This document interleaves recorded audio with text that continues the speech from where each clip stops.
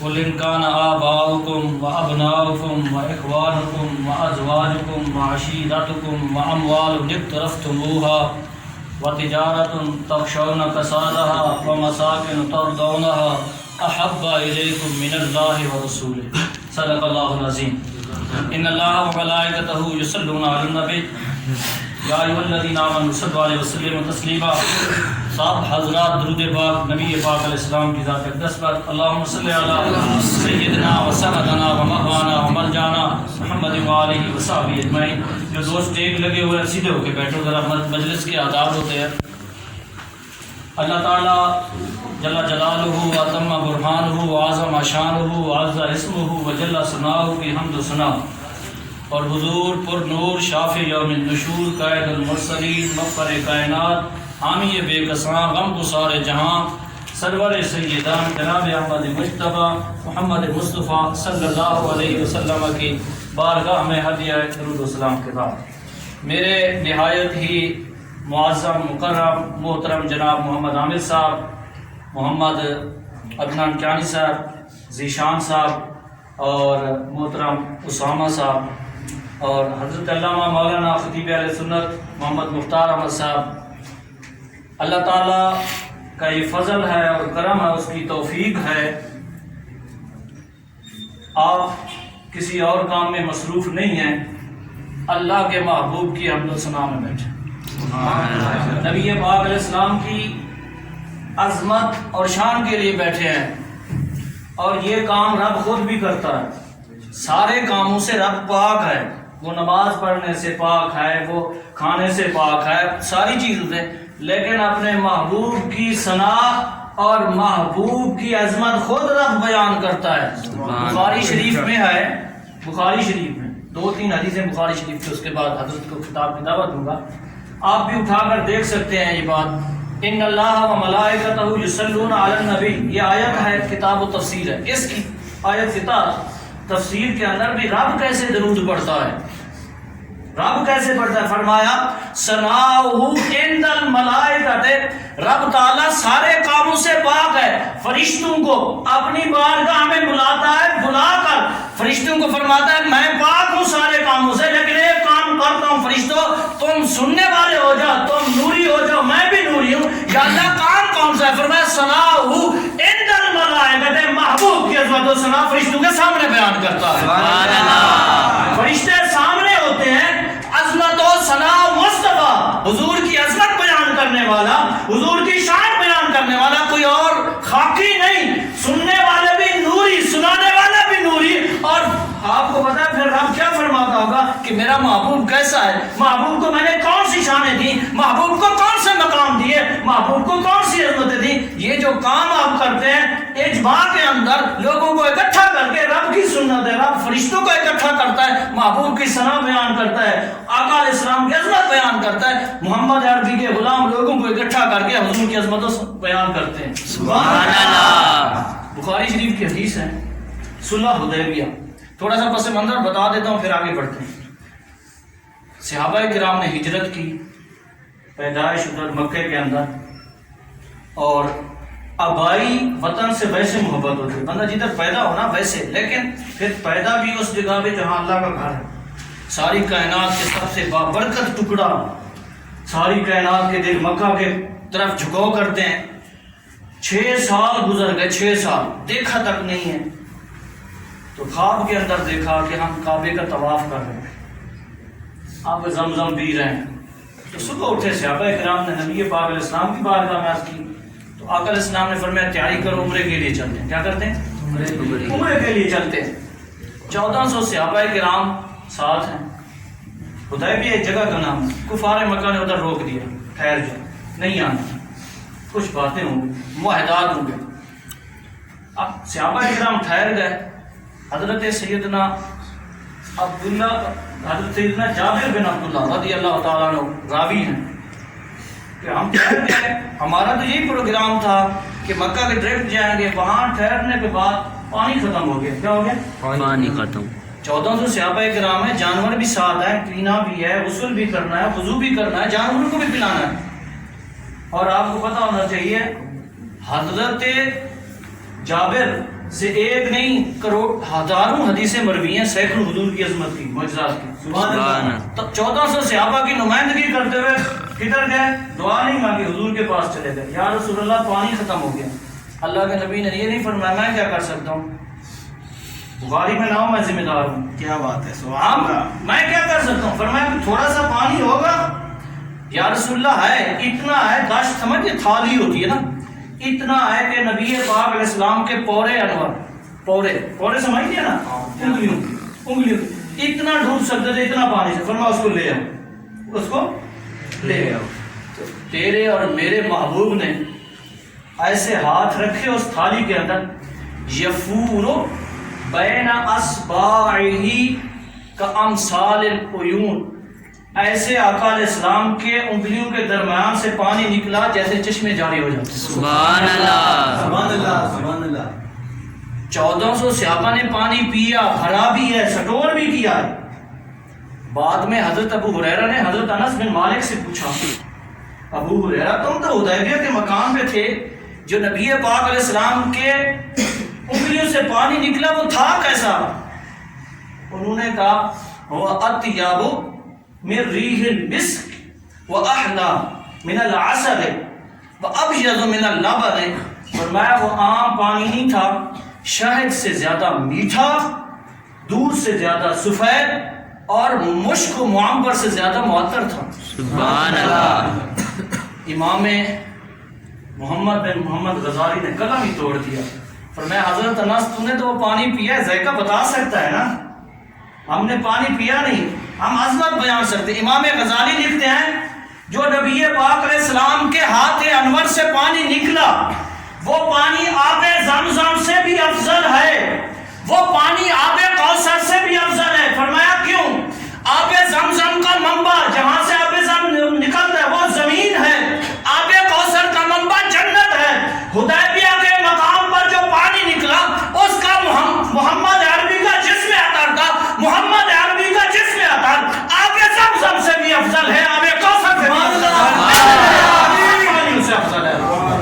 فرمایا کیونکہ آب زمزم کا منبع جہاں سے آب زمزم نکلتا ہے وہ زمین ہے, آب کوثر کا منبع جنت ہے, اور حدیبیہ کے مقام پر جو پانی نکلا وہ محمد عربی کے جسم سے نکلا ہے. محمد عربی کا جسم آب زمزم سے بھی افضل, آب کوثر سے بھی افضل. جو پانی حضور کے وجود سے نکلے وہ سارے پانیوں سے افضل ہے. سبحان اللہ. یہی حضرت جابر ہیں 3 ہجری میں جب احد کے بعد یہ پریشان تھے ہر وقت. نبی پاک علیہ السلام نے ایک دن پوچھا جابر کیوں پریشان ہے؟ یا رسول اللہ یہ جامع ترمذی میں ہے, یہ بھی بخاری میں ہے, ابا میرا احد میں شہید ہو گیا, 6 بہنیں چھوڑ گیا پیچھے. کتنی؟ 6 بہنیں چھوڑ گیا, اور 100 بندوں کا قرض بھی دینا ہے, اور سب سے میں چھوٹا ہوں, اور کوئی سلسلہ بھی نہیں ہے. ابے کی بڑی یاد. فرمایا وہ تمہارا ابا تمہیں یاد ہی نہیں کرتا. لوگ کہتے ہیں نا حضور کو پتہ ہی نہیں ہے, نبی کو پتہ ہی نہیں ہے. حضرت جابر کو دیکھ کر حضور نے فرمایا تیرا ابا تمہیں یاد نہیں کرتا شہادت کے بعد. یا رسول اللہ وہ کیسے؟ فرمایا جو آج رات گزری ہے نا, یہ رات اللہ نے سارے جو اصحاب احد تھے, احد میں جو شہید ہوئے, اللہ نے سب سے کلام کیا ہے, سب سے گفتگو کی پردے کے اندر, لیکن تیرے باپ عبداللہ کو اللہ نے بغیر پردے کے بات کی ہے. اور حضرت عبداللہ سے اللہ نے فرمایا عبداللہ اگر تو چاہتا ہے تو میں دوبارہ زندہ کر دوں, دنیا میں بھیج دوں, تو اپنے بچوں کے پاس. اس نے عرض کی یا اللہ بچوں کے پاس نہیں, اگر دوبارہ زندہ کرے گا پھر بھی تیری راہ میں گردن کٹا لوں گا میں زندہ ہونا. فرمایا چلو ابے کو تو یاد نہیں کریں گے تو قرضے کا کیا بنے گا, بہنیں بھی ہیں, شادی بھی نہیں ہوئی, بخاری میں ہے. فرمایا کوئی امید؟ یا رسول اللہ تھوڑی سی کھجوریں لگی ہیں. فرمایا 10 ساڑ, یہ ناپ کا طور ہوتا ہے نا, جیسے ہم کہتے ہیں 2 کلو 3 کلو, اس وقت ساج ہونا ایک برتن ہے ناپ طور. فرمایا 10 آئی ہیں. یا رسول اللہ آپ آؤ گے؟ فرمایا ہم آئیں گے تو کام ہوگا نا. 100 بندوں کا. فرمایا بلال کو اعلان کرو, آج مدینے میں اعلان کر دیں کہ جس نے بھی حضرت جابر سے قرضہ لینا ہے وہ آ جائے, جس نے بھی حضرت جابر سے قرضہ لینا ہے وہ آ جائے. حضرت بلال نے اعلان کر دیا, سب کو پتا تھا چاندی کھجورے ہیں. آج بڑی جابر کی بےزتی ہوگی. نبی پاک علیہ السلام چلے گئے, تشریف لے گئے. اور اس کے بعد آپ نے چادر مبارک ڈال دی، کھجور کے اوپر ڈھیر لگایا، فرمایا بلا بھر بھر کے سب قرض داروں کو دے دے گا، قرض داروں کو دے دے گا، سارا قرضہ ادا ہو گیا۔ فرمایا بہنوں کی شادی بھی تو کرنی ہے، تمہیں یا رسول اللہ کرنی، فرمایا گھر کے جتنے برتن ہیں وہ بھی لے آؤ، وہ بھی لے آؤ۔ حدیث کے لفظ ہیں، فرمایا جب تک میں یہاں بیٹھا ہوں اگر چاہوں تو کائنات پوری کھجور سے بھر دوں۔ سبحان اللہ۔ اور نبی پاک علیہ السلام نے بخاری کے لفظ ہیں، خاص طور پر حضرت جابر کو یہ بات بتائی، فرمایا جب تو جائے نا مدینے کے گلیوں میں کسی اور کو یہ بات بتائے یا نہ بتائے، میرے دو یاروں کو یہ ضرور بتانا، ابو بکر عمر کا نام لے کر، فرمایا ان کو بتانا کہ اللہ کے محبوب تشریف لائے تھے، میری اتنی مشکل بڑی حل فرمائی تھی۔ بلکہ حدیث کے لفظ ہیں، فرمایا حضرت جابر فرماتے جو ڈھیر تھا ہمیں تو یہ محسوس ہوا پہلے سے بھی ڈھیر ہو گیا ہے، کاندھے ادا ہو گیا، بہنوں کے بھی معاملے چل گئے، سارا کچھ ہو گیا۔ حضرت جابر سے حضور صلی اللہ علیہ وسلم کو بڑی محبت تھی۔ اس وقت رسم تھی نا، شادی ہوتی ہے تو زعفران کپڑوں پہ ڈالتے ہیں۔ ایک دن حضرت جابر کو دیکھا زعفران ڈالا تھا، فرمایا جعفر پتہ چلتا ہے لگتا ہے تو نے شادی کر لی ہے۔ یا رسول اللہ کر لی۔ فرمایا ہمیں نہیں بلایا۔ یا رسول اللہ بڑی عمر کی عورت سے شادی کی ہے، مجھے بیوی کی ضرورت تھی، بہن کوئی ماں کی ضرورت تھی، بڑی عمر کی عورت جو ہے نا بچوں کو سنبھالنا چاہتی ہے۔ فرمایا کروں گا تو میری سنت ہے۔ یا رسول اللہ اتنی وسعت ہی نہیں ہے۔ فرمایا میری بکری حضرت ام سلمہ کے پاس کھڑی ہے، وہ لے جاؤ اس کا جا کے ولیمہ کر۔ حضرت جابر سے نبی پاک علیہ السلام کو اتنی محبت تھی۔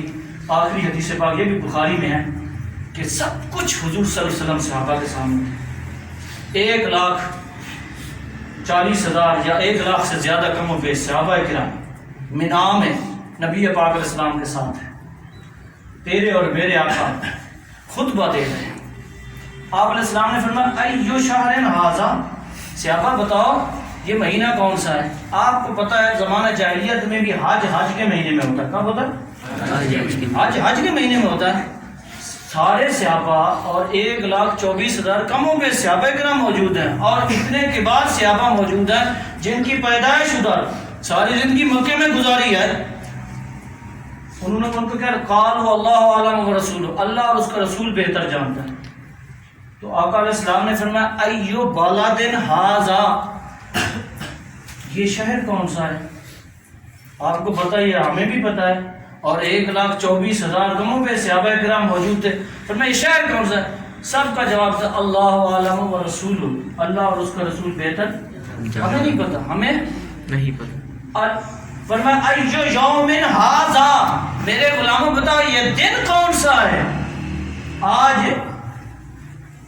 آپ کو پتہ ہے حج ہوتا بھی مکے میں ہے، ہوتا بھی حج کے مہینے میں ہے، اور آپ کو پتہ ہے قربانی 10 کو ہوتی ہے، تینوں چیزیں موجود تھیں، اور 1,24,000 کم و بیش صحابہ کرام موجود تھے۔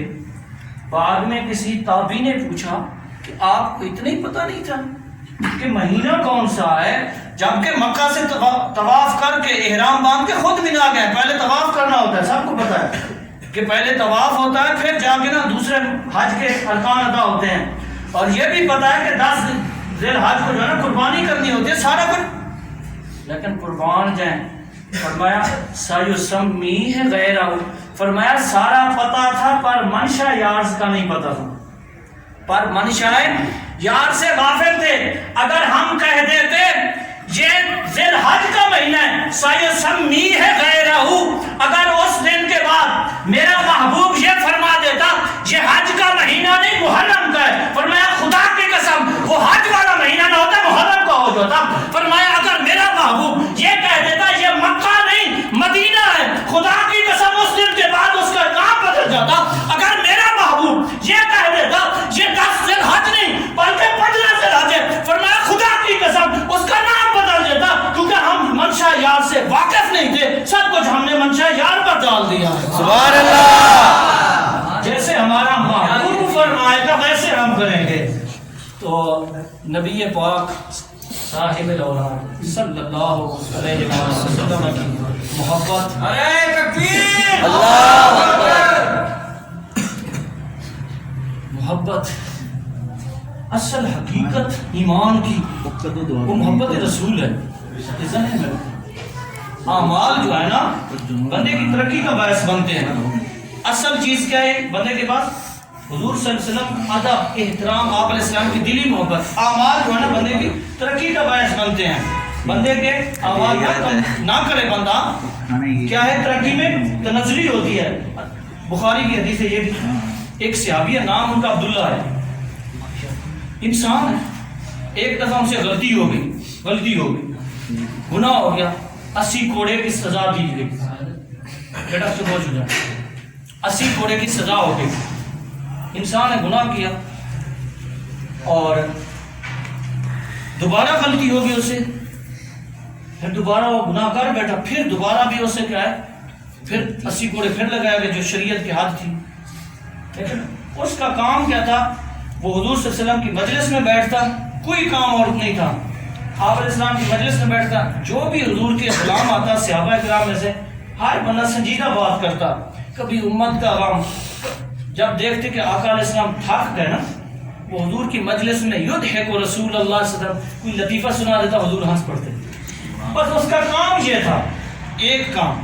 بس حضور کی مجلس میں سارا دن بیٹھا رہتا تھا کہ دیکھتے کہ آپ میرے آقا تھوڑا تھک گئے، کوئی بات سنا دیتا ایسی کہ حضور ہنس پڑتے.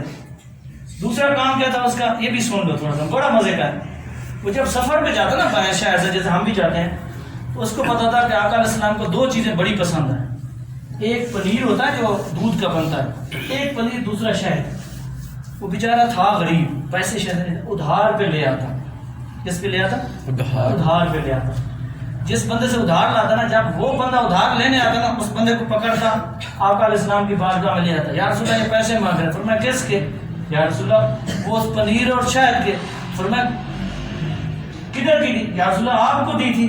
فرمایا میں نے کہا تو نہیں تھا. اس بات میں بھی حضور ہنس پڑتے تھے. یا تبسم رسول اللہ، حدیث کا لفظ ہے. جب یہ کام دیکھتے نا، اس کو پتا تھا حضور کریم ہے. حضور کیا ہے؟ کریم ہے.